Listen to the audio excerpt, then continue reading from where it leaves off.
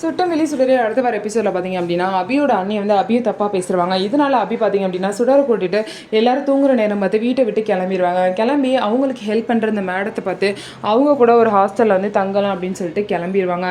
அதுக்கப்புறம் லெட்டரை பார்த்துட்டு சண்முகம் பார்த்தீங்க அப்படின்னா அபி இல்லாமல் அந்த வீட்டுக்கு வரமாட்டேன்னு சொல்லிட்டு அபியை தேட போயிடுவாங்க. அபியும் அபிக்கு சப்போர்ட் பண்ணுற இந்த வக்கீலும் சேர்ந்து அபியை வந்து தேடுவாங்க.